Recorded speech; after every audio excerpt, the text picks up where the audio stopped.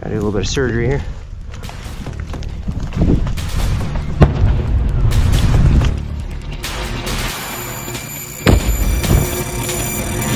Everybody, crack open a new one. We're doing a little celebration, all right? I got merch coming out. If you guys want to pick up one of the shirts to go and help support the channel, help me support my team, feel free to do it. These shirts are pretty sick. We're going to have more designs in the future, but let's get into the topic of the video. How has the war changed since 2 years ago, the last time I've been in the front line? Two different frontline experiences I have were at the beginning of the war and the last 4 months.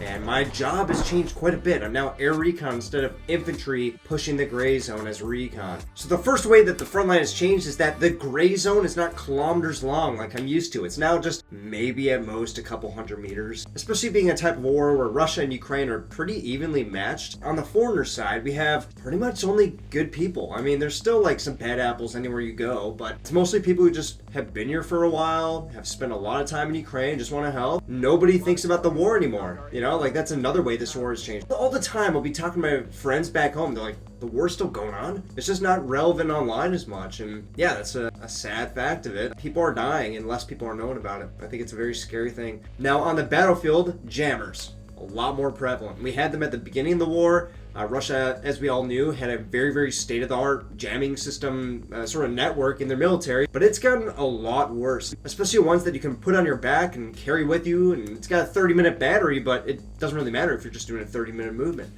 Which you can go about 5 kilometers if you're going at a good pace. And it makes it very difficult to keep an eye on them with air recon, which is the job that I have right now. And speaking of drones, cheap drones rule the war. At the beginning of the war, I think we had a lot more like Orlons, which we still have and we still have to deal with, but they're pretty expensive compared to a Mavic that can do the same job. So we're seeing the use from both sides, a lot of Mavics, a lot of cheap drones, not only Mavics, but FPVs, as we all know. When I was back in Ukraine 2.5 years ago, there was no FPVs. So to encounter them here, not just kamikazes, but bombers, there's all sorts of different types of FPVs and what you could do with them, and the ways they've developed them into different frequencies. So they have different receivers and all this stuff to sort of get through the jamming. And they have nighttime optics sometimes. They'll strap on a thermal optic onto an FPV drone for $700. And now you have a guided nighttime munition. It's insane, and we see this from both sides. The next thing I've seen is that the Russians have been putting their better troops into worse conditions. So I think especially a year ago, at least from what I've been hearing from friends, is that they were using Storm Z a lot, and they've been using these conscripts and these prisoners and stuff, and yeah, they definitely still do that. But they're putting a lot of better troops into worse conditions. And I think for me, that's a sign that they're getting, better volunteers. Maybe they've finally been able to produce or find stuff from China or wherever it is in order to get their troops some better gear. But still, at the end of the day, when I look at the two different sides, especially in GoPro videos, there's a clear difference. The Ukrainians have better gear. They care about their soldiers a lot more than the Russians, but at the same time, there's been an uptick of better gear and better trained soldiers in the Russian military, at least in my AO. The next one I want to say is bunkers are everywhere, okay? I'm sure this is how it was at the beginning of the war as well. I didn't really spend too much time in trenches, but I'm not even talking about trenches. Like, when you think of the Ukrainian war, you're probably thinking trenches, long networks of them, and yeah, they exist.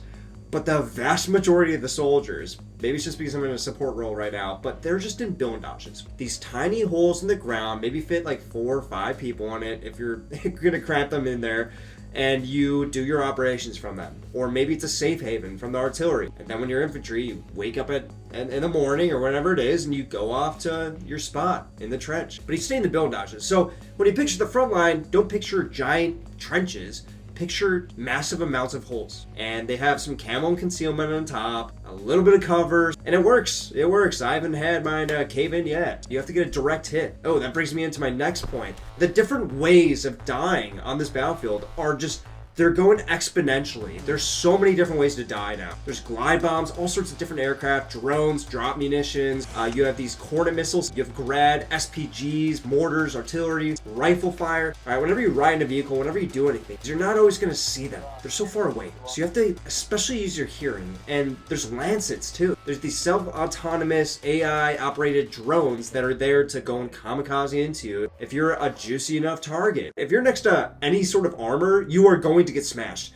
any sort of armor, get away from it. If you have to take it to the front line because it's a very dangerous infill or exfil, okay. But get out of there, get away from that thing as soon as possible. Any tanks that we see or hear on the battlefield are instantly met with an immense amount of munitions. Like, everybody's trying to take those things out. And that goes for both sides. I've never seen a Russian tank that has not been absolutely destroyed in 10 minutes. I've also never seen or heard a Ukrainian tank passing by our position that was not targeted by everything in the world. I think the reasoning behind that is that if you're going to destroy the tanks, it's going to be now. Before all the cages and the better armor against these FPV drones and direct hits from artillery, before that comes in, you got to take them out because they're very expensive. The best way to survive in the battlefield with all these different types of munitions is trying to look less important.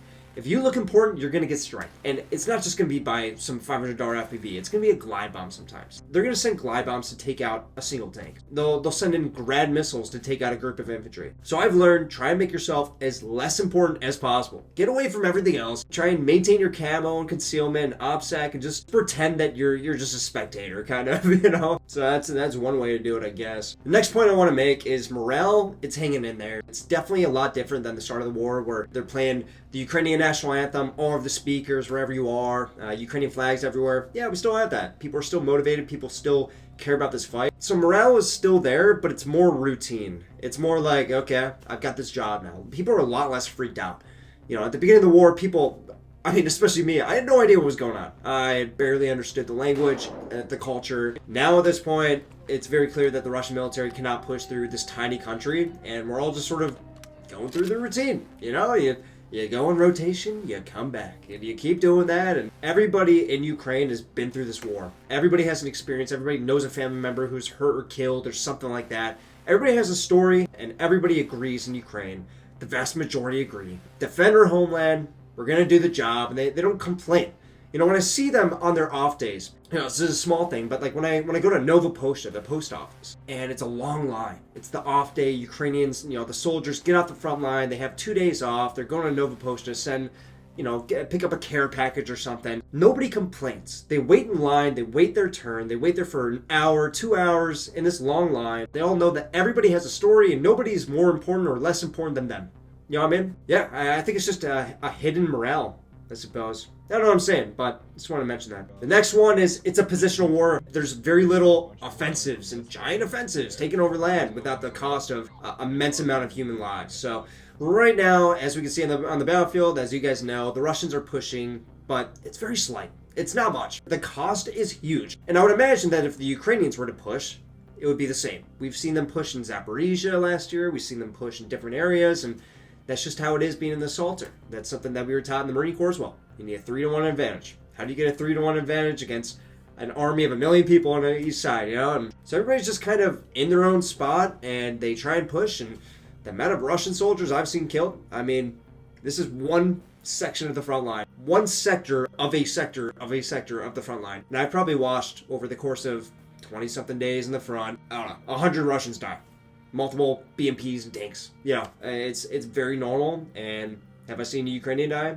A couple. But it's not much. And it's not as much as I've seen at the beginning of the war. The next one, and probably the best thing that I've seen, is that yes, there is a lack of ammunition for Ukraine. It is very visible on the front line. I'm not going to go into specifics, but yes, there is. But the self-dependency that Ukraine is going after makes me so happy. Every war that I've ever been in, I'm talking Syria, I'm talking Iraq, Ukraine, every single war has seen the Western powers that supported them at one point take away their support and they fall. Ukraine knows this. They've seen this. They've seen Afghanistan. They've seen Syria. They've seen Iraq. They know what's next. They know that if they are not self-dependent, the politics of the U.S. and the information war, it's going to catch up, and they will be left without ammunition and a way to defend their homeland. They're going after cheap FPVs. They're going after homemade, home-brewed, freaking naval kamikaze drones. They're going after all these different weapon systems that are cheap to make and self-made. They want to be self-sufficient to help them better their economy and better their military industry. They're going to be self-dependent, and it is just so nice to see. That is the right answer. So whoever's the leadership, Zelensky, I know Zelensky in the past. I don't know who's making the shots here, but good job on you. I am very, very happy that Ukraine is doing that because that is the only way to win. That's the only way to, to win this long war is to be self-dependent. You cannot rely on the president of the US that's going to change in a year. That's kind of all I want to say in this video. I hope you guys enjoyed. And again, with the t-shirts, really want to say thank you for getting me to this spot. I think it's going to be cool. They have international shipping as well, and if you're a member of the channel, I'm going to give you guys a discount code. So thanks again for all the support. This is how the war has changed my mind, and yeah, see you guys later. Peace.